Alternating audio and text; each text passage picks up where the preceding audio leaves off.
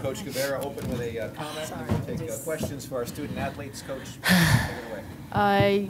I just can't even begin to tell you how proud I am of our team with the defense that they have displayed for the last 3 days. You know, we talked about this defense, free throws, and keeping our composure was going to win this tournament, and our team did it. It wasn't one player, it was our team that won this tournament for us, and I am so, so happy for our seniors and for our underclassmen, just to know what it's like and to be successful, and I just couldn't be prouder of this team. We'll go ahead and we'll take questions for Crystal Bradford, Jalisa Olive, but also Jessica Schroll.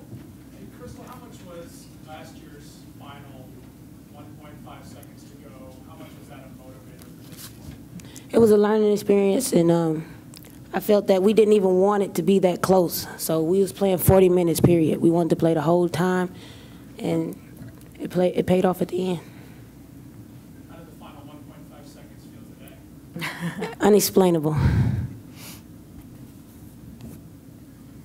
This game was kind of close for about the last 10 minutes. What did you guys change with your game? Just kind of focus on it. Well, we know the game is about momentum, and we just wanted to keep the energy going towards us. We wanted to take the energy out of Akron and just keep playing hard. We had some big shots hit in the stretch by Jalisa Olive, Nikki DiGiulio, and a few more, and we just happy to get this win for our seniors. Just if you talk about the defense on Luger and Rachel Tucker, and how you have to play defensively against them, and also how different was this game compared to the first one you faced in the first round? I mean, energy. Defense is all about energy. You have more energy than the person you're guarding, you're probably going to do pretty well. So, basically, that's what I try to do with the team. We clicked this tournament. We started clicking really well, especially defensively. We've been clicking offensively. So it was really nice to see our team come together defensively and really step it up. And I look forward to the NCAA tournament and seeing what we can do defensively there.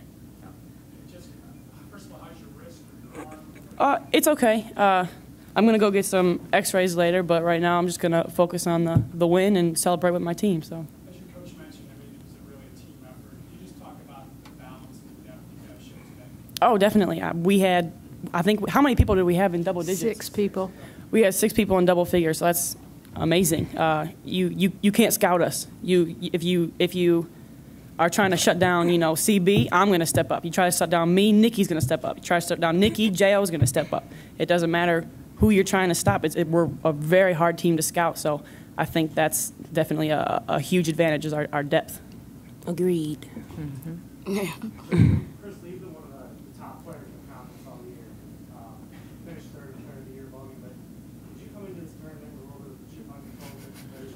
Be honest. Yeah, I did. I actually did. It just fueled my fire. I like being an underdog, actually. It's just motivating. I don't know. I just came in motivated and focused. Like you said, last year, losing only by a second, I just wanted to make sure I was being a leader as well as, you know, being good and making my team good. So we all did great, and it's just a great feeling.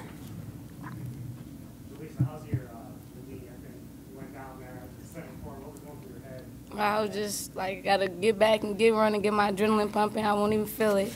So I just have to get back out there for the team, take one for the team. Jalisa, right before you went down, you hit that big 3 that put you guys up 13. So after this sequence. Well, it was just a good feeling. She laid back off me. She didn't respect my 3, so shot it. Jalisa, do you sometimes play with a little bit of an edge too? So maybe people not respecting you because you're a little bit shorter, and maybe sometimes you take that personally and try to show what you can do? Yeah, most people like, oh, she's little, what she's doing out there, and I just pick it up defensively. Like, my offense come from my defense, stop their point guard from defense, and they struggle the whole time. Jessica, how important was it to finish this off after last year? I mean, I was not able to play last year. I was a transfer. So, but I mean, I was on the team still. I still felt the loss. It was very important. It was. Talk to you about that. Oh yeah. It was kind of a theme throughout the year. Is, you know, we're working to get to the MAC tournament. We're working to get to that championship and get to the big dance. So it was very, very important to get this win. Crystal, can you just talk about the team's overall balanced performance throughout these 3 games, offensively, defensively? What was the goal coming into these 3 games? What was the team talking about in practice? Defense. You know, either other teams. We hear even other teams saying, you know, them Chippewas get defense, they're gonna be hard to stop. You know, because our offense is it's kind of natural. We got just natural born scorers on our team. So when we get to defending and playing with each other, the chemistry is just there. Getting stops, helping the helper, it's just a good feeling that nobody can stop. Crystal, how much does a tournament MVP award? It felt really good. It just shows that hard work pays off. You know, I couldn't understand why we lost and why did this happen and why did this happen. I always questioned, but after winning the day, it just shows that everything happened for a reason and things will pay off if we keep working hard. All right, ladies, let's get back to the locker room. I know you had it in you. Please stick around for a few more questions. How much did it count, that loss last year, and coming into this year, this moment, this championship? Talk about it in your mind. I will, and I'll, and I said, I've been saying this the whole year. This was the goal, to get to this tournament and win it, because it was such a heartbreaking loss last year and how we lost it. And, you know, there were times in practice where somebody was at the line and said, okay, there's 1.5 seconds left, what are you going to do? And, you know, and I said this yesterday when we were playing Toledo and we're up 1 with 16.5 seconds left to go. And I called a timeout so I could get this team, because it was deja vu. And I said this yesterday, I had to call a timeout. I knew who was at the line. It was Taylor. I know how good of a free throw shooter she is. I did not ice her, but I got us ready for what was going to happen after. And, you know, you saw the shirts that we had on. We want it all. You know, and we just got those shirts last week. And I thought about getting shirts with 1.5 seconds on them so we would wear it all year. But our players remember that because they remember how they felt this same time last year. Coach, can you talk about your team's ability to finish and offensive rebounding? Just all seems to be talking about how important that is. Can you just talk about in this tournament especially how important that was? Well, I think, you know, when you come to, it's tournament play, it's, you know, survive and move on. And I was just extremely happy with our defense the whole weekend, a whole week. You know, we played a lot of zone for 2 games, and we started out in the zone and trapping on it today. And you know what? Akron, between Rupert and Luberg, those are really good shooters. And, you know, I think they were 5 for 10 in the first half. We switched to our switching man-to-man. You know, and it was effective. And, you know, we know that rebounding wins championships, and offensive rebounds. You know, you can't take that shot and just kind of stand and, you know, watch your wrist go down or see if the thing's going in. You got to go get it. And I thought in the first half there's some key times when we were able to go and get it, and also in the second half. Jessica talked a little bit about the depth your team has. Can you just talk a little bit about the transition you guys have made since you guys lost Greenland? Well, you know, that's a really good question, because we struggled the first couple games without Jess, and unfortunately the 2 teams that we had to play after were Toledo and Ball State. And we had both those games that we lost. But I think when you have a Brandy Baker who plays a 1 through 5 for us, and then you have the depth that we have with, you know, J.O. coming in. I thought Jasmine Bracey came in today, did some good things for us, you know, and so that, you know, it took us a minute to find ourselves again. And I think and I changed up the defense a little bit too, because you're missing that one-on-one ability that Jess Green has for us. And, you know, the zone was really good for us without her. So how satisfying is it to get to a championship game and then have 6 players in double figures and be such a complete team effort? Well, you know, I said to our kids at halftime, and I give, you know, Jody credit all the world, no one has put a box and 1 on us all year. You know, and she came out in that box and 1 on Crystal, like, oh, doggone you, Jody. And you know what? And then when Crystal came out, they put the box on, or they put the 1 on Nick. And I went in at halftime, and I just looked at the other kids, and I said, now look, understand something. This is what Coach Kess is doing, and she's saying you can't shoot. She's going to make you score. And I said, you know what, you're all scorers. I said, now, CB, what you're going to have to do is you're going to have to do something that you're not used to. You're going to have to go screen, because now you're going to take 2 people with you, and someone is going to be open on the backside.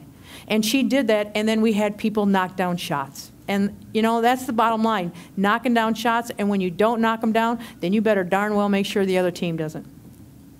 How much is tough non-conference schedule helping you at this point? Well, you know, I said this to the team today. You know, we've been in big games like this almost our whole non-conference. You know, at one point, At one point, we played South Dakota State, and I think they just won their conference. And then we had to turn around, and we went down, and we played St. Joe in Florida. They're in their championship right now for the A-10. And then we had to play Florida. And then right after that, we had to play we had to play Notre Dame at home. And then we had to play Purdue, and then we had Green Bay at home. And that whole time, I'm thinking, what are you doing? Are you a crazy woman? You know, but it helped us. It helped us with that type of intensity and that type of talent. And that's why I said to our team, I said, you know what, you are prepared for this. You are. And the other thing is we have the experience of being here in a championship game. And I think that all played out for us today. Coach, you see any fans in attendance at the Sue Guevara chant going for a while there? What does that mean to you when fans are chanting your name?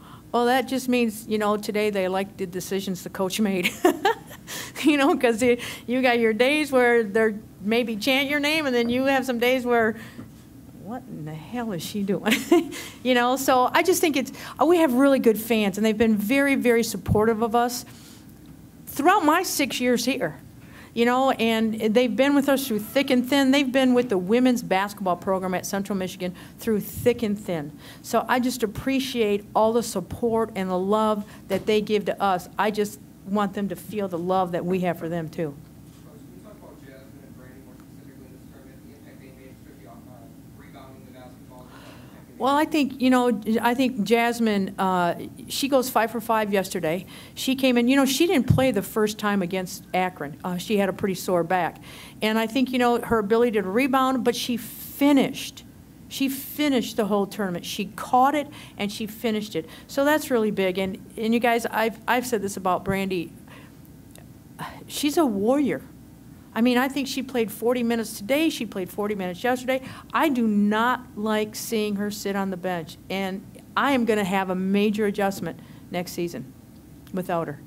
Can you just kind of elaborate on that a little bit more? I mean, Brandy doesn't always put up, you know, the biggest numbers on the team, but she clearly is, you know, it seems like she's the heart of the team. Well, I think she's the strength of the team. She's the most versatile player on the team. She's the workhorse on the team. You know, she is somebody that plays 1 through 5 for us. And, you know, her ability to defend 1 through 5, she started on Tekka today. She started on Richardson yesterday. And she started on Rogers the day before.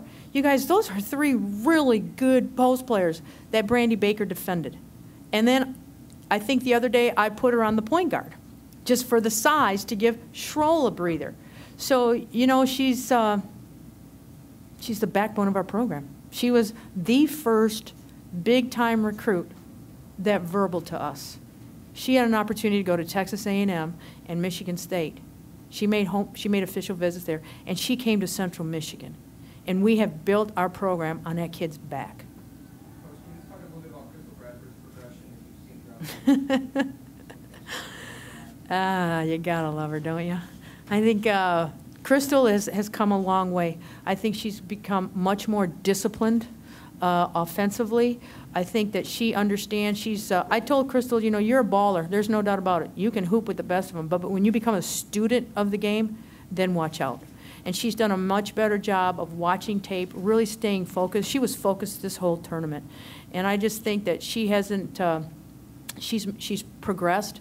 She's still got a long way to go, and we get her for 2 more years, so you'll watch her progress. Where does your team go from here? What's the next step in preparing for the NCAA tournament? Well, I think, you know, right now, we get to celebrate today and tomorrow. You know, I mean, we don't know what we're going to do till Monday night. So, you know, our players will have Sunday and Monday off just to rest up. They'll probably get in the weight room on Monday, and then we'll meet Monday night to find out where we're going, who we're playing, and we'll start the preparation for whoever it is. It's just, I just don't want to do the two-step. One step in, one step out. You know, the goal is to win all of our games in March. You may have said this in your opening statement, just for you personally, 6 years now, you're a senior. What does this mean? You know, I said to Jody this morning, I saw her at breakfast, and I don't know if you guys know this, but 6 years ago, Central Michigan went to play at Akron. We were both winless. It was the battle of the bottom, and who was going to win that game? And Akron beat us on a last-second shot with maybe about 2 seconds left to go. And you look at the progress that both of our squads have made.